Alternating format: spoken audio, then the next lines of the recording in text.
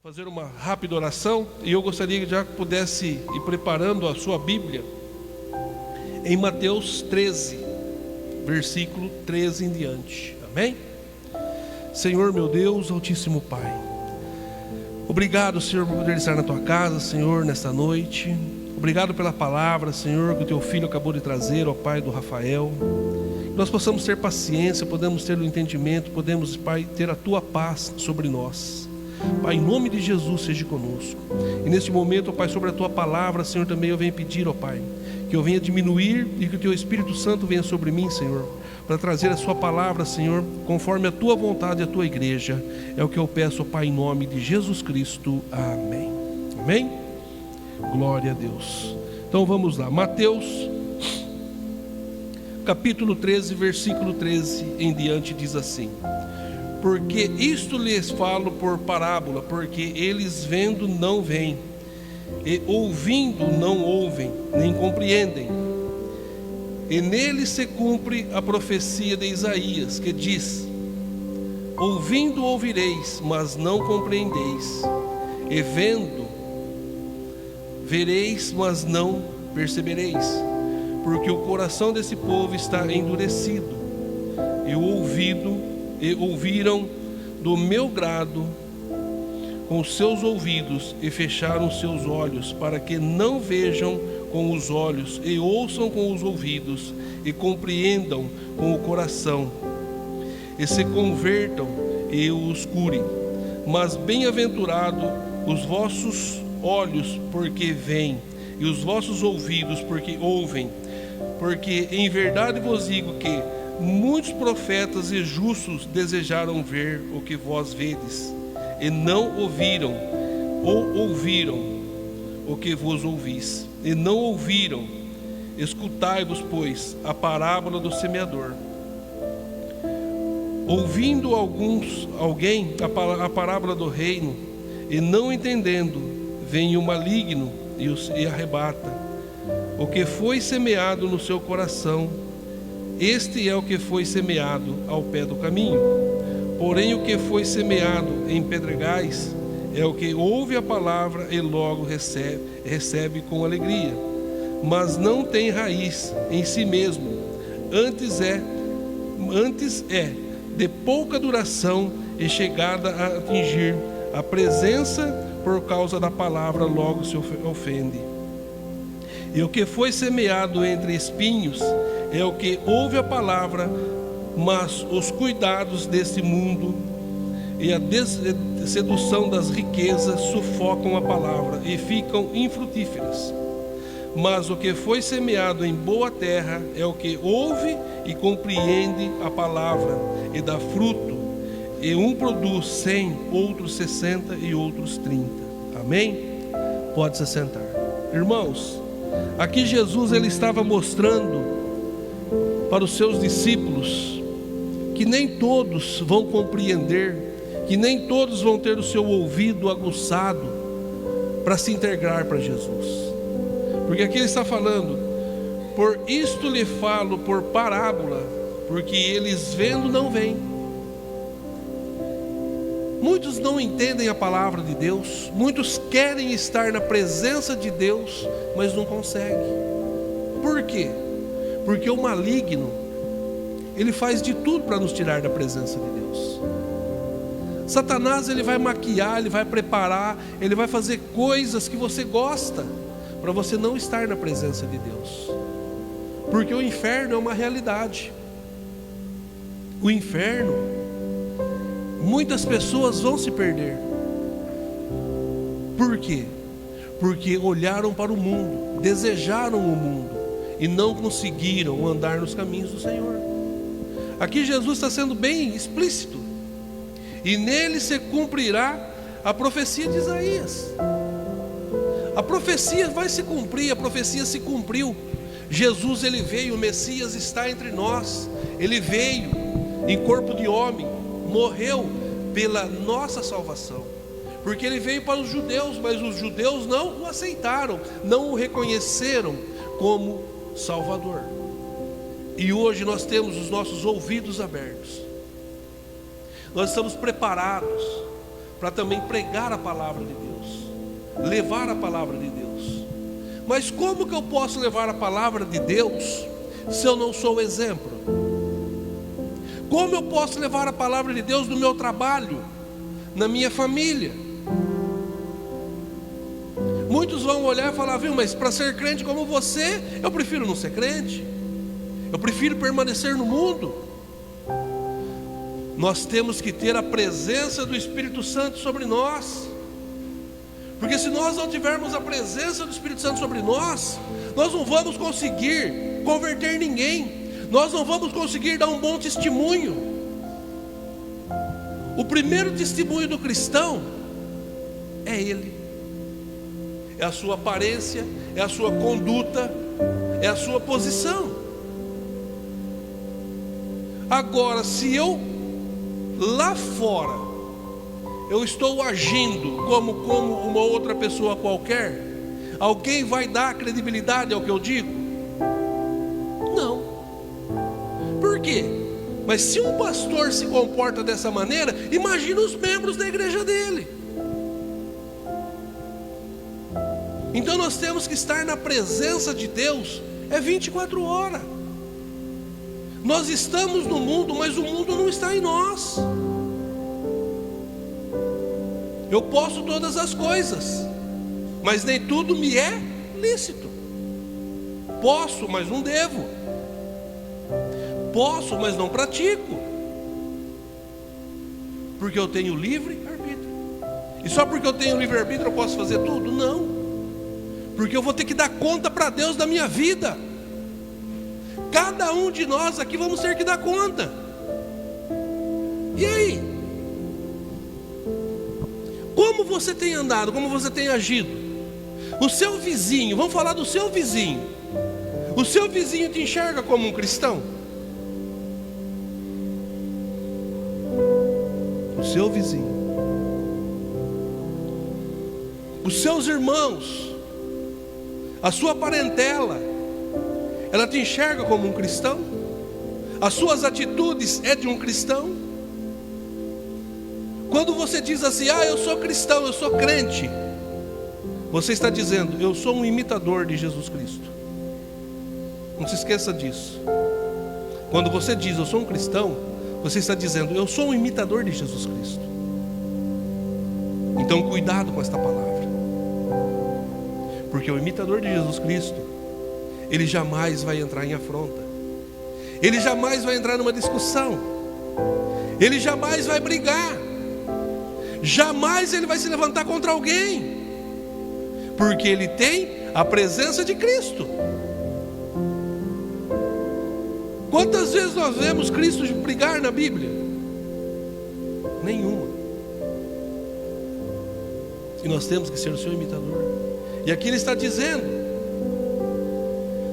que tem ouvido, mas não ouve, tem olho, mas não enxerga. Nós temos que ter os nossos olhos, os nossos ouvidos e a nossa boca transformada pelo Espírito Santo. Quando essa transformação acontece dentro de nós, nós mudamos o nosso ser, mudamos a nossa maneira de agir, mudamos a nossa maneira de pensar, porque nós pensamos com amor. A maior virtude do cristão é o amor. Um cristão sem amor, ele não é cristão. Para começar, a pessoa que não tem amor, ela não pode se declarar que ela é cristã. A pessoa que odeia uma outra pessoa, um outro ser humano, ela não pode se dizer que ela é cristã. Mas o fulano é macumbeiro, eu odeio o que ele pratica, mas eu amo a pessoa dele e oro pela pessoa dele, porque ele pode abandonar esse costume e ser meu irmão em Cristo Jesus. Então eu tenho que odiar o pecado e amar o ser humano. Mas isso é difícil, porque as pessoas olham para as pessoas como eu estou olhando para vocês, e eu tenho que olhar para vocês. Cada um aqui é a imagem e a semelhança de Deus. Nós fomos feitos para adorar a Deus. E assim eu tenho que olhar para os meus irmãos que estão lá fora no mundo, pecando, errando. Mas eu tenho que orar por eles, para que eles se convertam do seu mau caminho e se entreguem para Jesus Cristo. Aí vem a palavra da semeadura. Aonde nós estamos semeando? Nós estamos preparando uma boa terra? Ou nós estamos lançando a semente em qualquer lugar? Que aquilo Jesus foi bem claro. No meio das pedras vai nascer alguma coisa? Não. Se um terreno tem muita pedra, eu tenho que tirar a pedra. É eu que tenho que tirar a pedra. A pedra não vai sair de lá sozinha. Se eu tenho um campo e eu quero produção sobre ele, e ele tem muitas pedras, eu tenho que ir lá e arrancar aquelas pedras, e deixar a terra preparada, e afofar aquela terra, para mim poder lançar uma semente ali, para aquela semente brotar, para aquela semente criar raiz, e se aprofundar, e crescer um fruto, e dar uma árvore bonita, e dar muitos frutos. Como você está? A sua fé está plantada num terreno de pedra, ou a sua fé está plantada num terreno de terra firme, de terra afofada, que a sua raiz vai descer e vai se firmar? Aonde está firmada a sua raiz? Porque, irmãos, muitos ouvem a palavra de Deus, gostam da palavra de Deus, mas não conseguem se firmar. Por quê? Olha para o homem. Se vocês aqui, cada um de vocês for olhar para mim, vocês vão achar um defeito em mim. E se eu for olhar para cada um de vocês, eu vou achar um defeito em vocês. Mas eu estou aqui para julgar? Eu posso julgar? Eu posso condenar? Não. E nem vocês. Nós temos que estar aqui para o quê? Para nos unirmos no amor em Cristo, para nós podermos crescer pessoas fortes, pessoas que têm o amor de Cristo dentro do nosso coração, para que a virtude do Espírito Santo saia de nós e pegue as pessoas ao nosso lado, para que eles sintam a mesma paz que nós temos. Que a maior virtude do ser humano é o amor e a paz. E aqui ele está dizendo: porque o coração deste povo está endurecido, e o ouvido de mau grado, com os seus ouvidos, e fecharam os seus olhos, para que não vejam com os olhos, e ouçam com o ouvido, e compreendam com o coração, se convertam, e eu os cure. Quem vai curar o seu irmão lá fora? Quem vai curar as pessoas da sua família, que assenta com você nas festas? Quem vai curar? Quem vai abrir os olhos espirituais dele? Quem vai abrir os ouvidos dele? É você? Não. Mas um que habita em você, o Espírito Santo. O Espírito Santo que habita em você, é ele que vai abrir os olhos e os ouvidos das pessoas. Amém? Porque aí eles vão abrir os seus olhos, e eles vão poder fazer algo por você. Amém? Porque se não for dessa forma, não tem como. Porque aqui ele está falando que e ele os cure. É você que vai curar? É você que vai transformar? Não, não é você. Você vai ser simplesmente um instrumento na mão de Deus. E aí Deus vai fazer. Aí vem o que? A semeadura. Como você está semeando? Para que a palavra aqui de baixo se cumpra aqui em cima, nós temos que ser um exemplo. Nós temos que ser digno de dizer: eu sou cristão, eu sirvo a Cristo e faço a vontade de Cristo. Mas para isso, meus irmãos, não é fácil. Para isso, nós não temos que ficar preocupados com tudo que está acontecendo ao nosso redor. Para isso, como o Rafael acabou de dizer, O leão que você matou ontem, você não vai matar ele amanhã. O seu problema de ontem, ele já passou. Então você tem que prosseguir em fazer a vontade de Deus. Porque aqui fala na parábola da semente.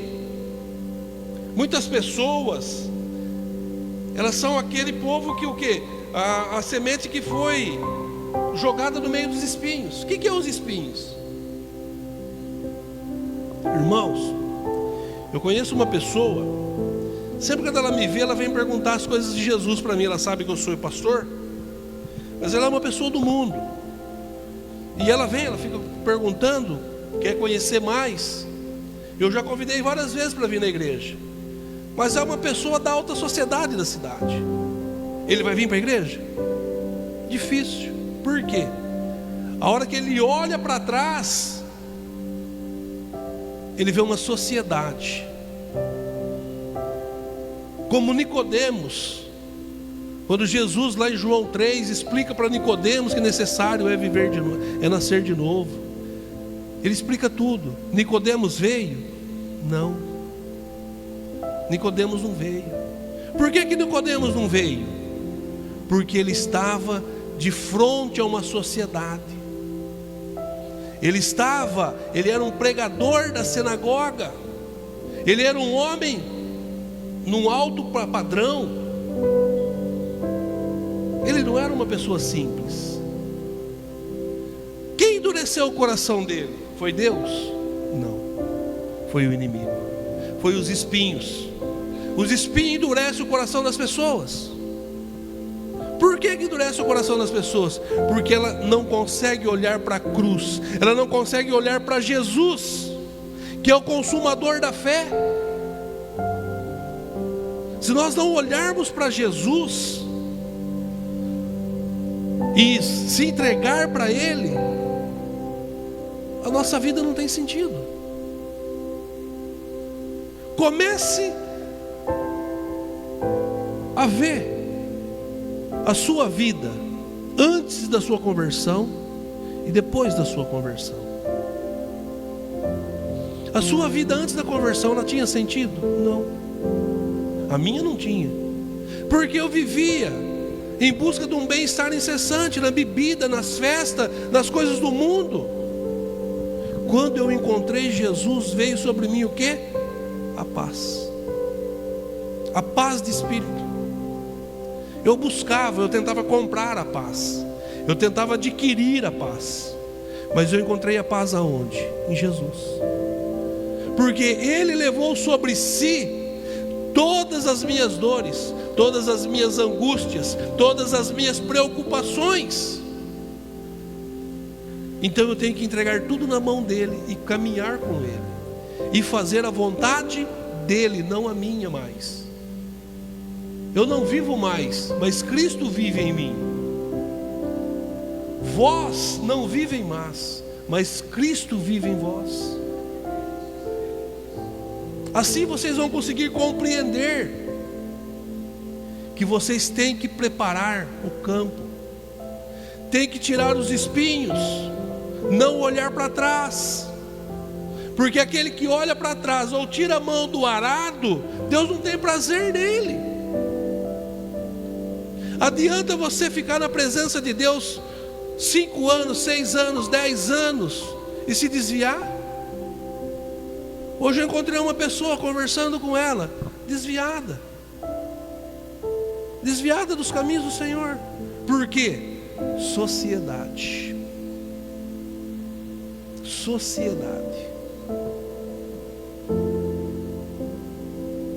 Quando eu ia começar a pregar para ele, Deus falou: cala-te.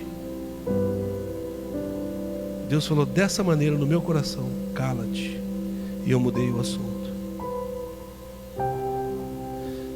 Batizado aos 14 anos de idade, dentro da Assembleia de Deus, conhecedor da palavra, tio pastor, o nome dele, nome profético, de família judaica, mas está dando um tempo. E aí? Eu só falei uma coisa para essa pessoa: E se tu morres hoje? Ele fez isso aqui, ó. Ele sabe. Então é muito difícil, meu irmão. Você que colocou a mão sobre o arado, não tira. Sabe por que não tira? Eu quero te mostrar mais uma coisa aqui na Bíblia. Em Romanos 14, no versículo 9 em diante.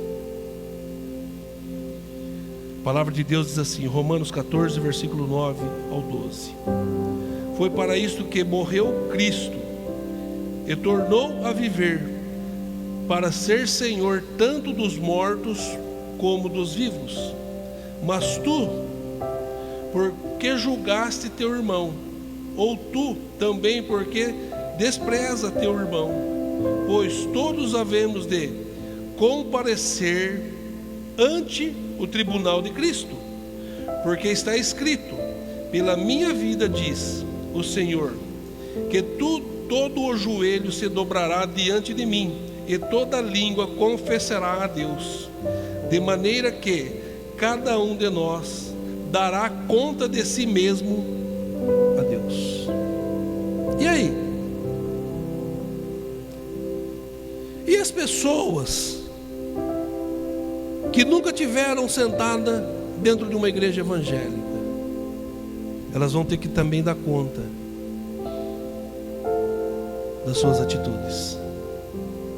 E elas vão ter que se ajoelhar e confessar que Jesus é Deus, que Jesus, ele veio em corpo de homem, padeceu na cruz do Calvário para nos dar a salvação.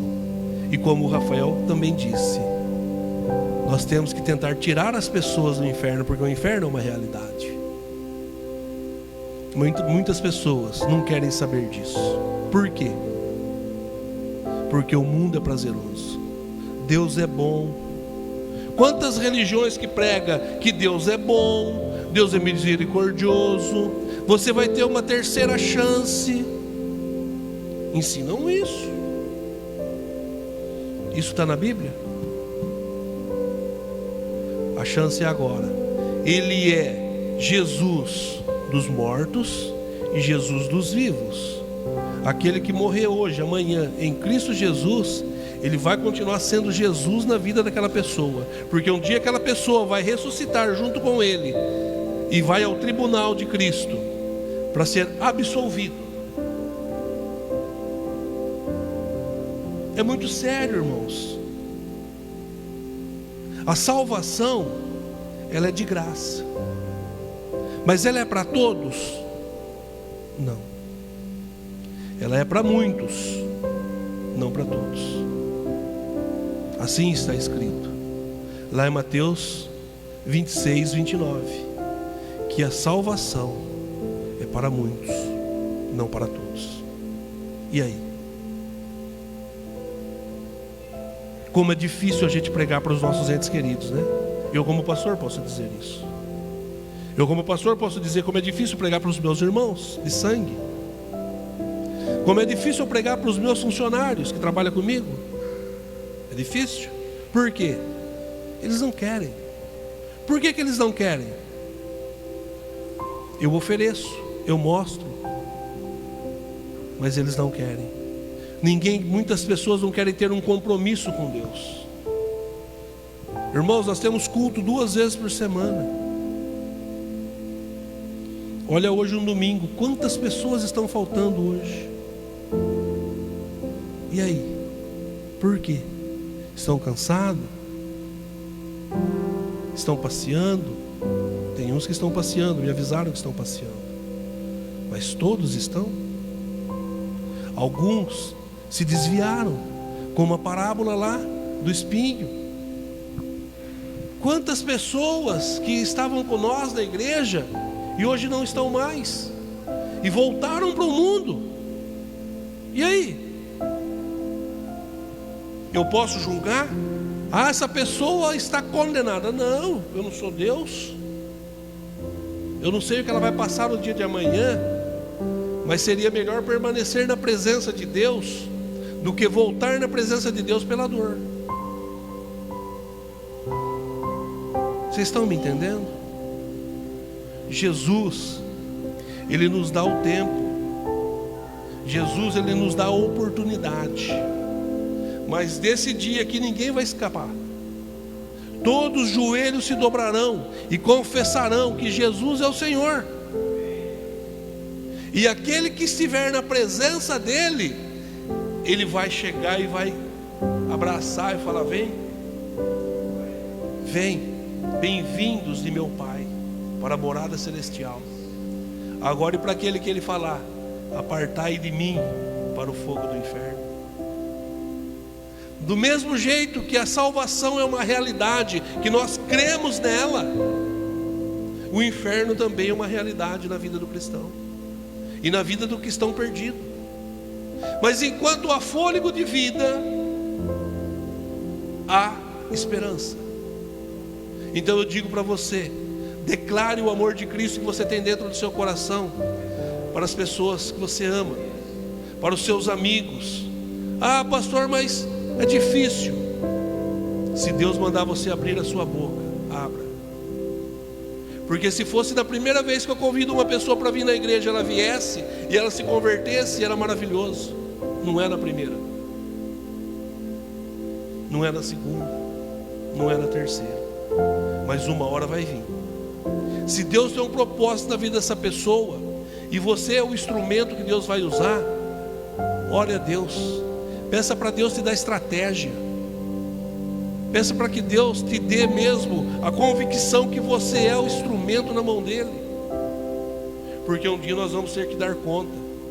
No versículo 11 diz: porque está escrito: perante minha vida, diz o Senhor, que todo joelho se dobrará diante de mim e toda a língua confessará a Deus. Toda língua vai confessar que Jesus é o Salvador. Só que aí já não tem mais chance. Quem converteu, converteu. Quem salvou, salvou. Vai confessar, muitos vão confessar, mas para ir para ser lançado no lago de fogo. Porque tem que confessar. Ele tem que saber que nós pregamos a verdade, que nós ensinamos a verdade. E ele não se arrependeu porque ele não quis, porque ele preferiu ficar nas coisas do mundo. Porque as coisas do mundo é gostosa, como eu enjoo de falar. Se o pecado fosse ruim, se o pecado fosse amargo desde o início, ninguém pecaria. Mas o pecado é gostoso. Eu desafio, nós estamos na internet, eu desafio qualquer internauta, qualquer pessoa, a me falar um pecado que não tem prazer, que não é gostoso. Todo pecado é gostoso. Todos. Para as pessoas que estão no mundo. Porque para nós que temos a consciência em Cristo Jesus, nós olhamos o pecado e nos desviamos dele, porque nós conseguimos enxergar o laço do inimigo na nossa vida. E aquele que está na presença de Deus, ou está dentro de uma igreja e cai no laço do passarinheiro, é porque ele está desatento ao que Deus está mostrando. Ele não está mais ligado no trono. E quando nós não estamos mais ligados no trono, Satanás passa com as suas bandejas do pecado e nós pulamos dentro dela, porque nós não estamos mais olhando para a cruz, estamos olhando para o mundo. Quando nós tirarmos o nosso olho da cruz e olhar para Cristo, nós podemos ser igual às pessoas que estão lá no mundo, pecar e errar. E se pecar e errar e morrer no pecado, não importa que você teve 50 anos, 60 anos de crente, morreu no pecado, meu amigo, está escrito, para Deus não tem pecadinho, não tem pecadão. Então há sempre tempo e momento do arrependimento, e nós temos que nos arrepender dos nossos pecados. Para quê? De maneira que cada um de nós dará conta de si mesmo a Deus. Ó, você vai dar conta de você para o pastor? Não. A única coisa que eu posso fazer por você, meu irmão, e pela sua família, é orar, é te ajudar em oração. Você pode chegar em mim e falar: pastor, me ajuda em oração. Eu não vou nem perguntar qual é a causa, mas eu vou pedir que a virtude do Espírito Santo seja sobre você, que a virtude do Espírito Santo abra os seus caminhos, para que você passe sem ter nenhum dano, porque a minha fé vai ser unida com a sua. E a palavra de Deus diz: quando nós unimos a nossa fé, o milagre acontece. Amém? Então, meus irmãos, não se esqueça, de tudo um dia nós vamos dar conta para Deus. Para aquele irmão que você não quis pregar, porque você achou ele chato, esse aí não merece, você julgou, um dia você vai ver ele convertido. E às vezes você vai falar: poxa, eu devia ter pregado para essa pessoa, ela se converteu, eu conhecia ela. Mas o mais gostoso é como o irmão Cláudio diz aqui, nosso pastor também, que um dia ele encontrou um rapaz, um amigo dele, e de repente o amigo: a paz do Senhor, meu irmão. Ele olhou e falou: nossa, converteu, a paz do Senhor. E aí foi ver o que era. Era o testemunho, era o que ele pregava e falava do amor de Cristo. Aonde? Lá na roça, no meio da cana onde eles trabalhavam, ele pregando o amor de Cristo. Mas floresceu ele aqui nessa igreja, junto com ele? Não, mas floresceu lá em outra igreja, em outro ministério. Isso que é importante. Não precisa vir se converter na igreja que você está, mas desde que ele se converte, se ele se converter de verdade, um dia nós vamos nos encontrar nas moradas celestiais. E você foi o instrumento usado por Deus. E a palavra diz que quando nós ajudamos uma pessoa a se converter, a aceitar a Jesus Cristo e mudar de vida, é tirado um monturo de pecado sobre nós. A bênção que Deus nos dá ainda. Então vale a pena servir a Deus. Amém? Vamos ficar de pé, vamos orar para nós encerrarmos a live e tirarmos nossos dízimos, nossas ofertas. Senhor meu Deus, Altíssimo Pai, eu venho, Pai, nesta noite, ó Pai, pedir a Ti, Senhor, a conversão, Senhor. Muitas pessoas, ó Pai, que nos assistem, que estão, ó Pai, desejado, ó Pai, desejoso, ó Pai, de andar na Tua presença, de Te conhecer mais, Senhor. Pai, tira toda pedra de tropeço, tira tudo que não provém de Ti, ó Pai, do coração dessas pessoas, para que elas possam, ó Pai, tomar a decisão, Senhor, de se entregar para Ti, Senhor, se entregar numa igreja próxima à casa dela, Senhor, mas que essa palavra chegue ao seu coração e que a pessoa se converta, Senhor, e vá buscar uma casa, ó Pai, que prega a palavra, Senhor, a palavra da salvação, a palavra do renovo espiritual, Senhor. Pai, em nome de Jesus é o que eu peço, ó Pai, aonde essa live chegar, Senhor, essa mensagem chegar, que haja conversão, que haja mudança de vida sobre a vida dos seus filhos. Pai, eu os abençoo, ó Pai, em nome de Jesus Cristo. Dê uma semana abençoada, cheia da Tua presença, é o que eu peço em nome de Jesus Cristo. Amém. Amém, irmãos?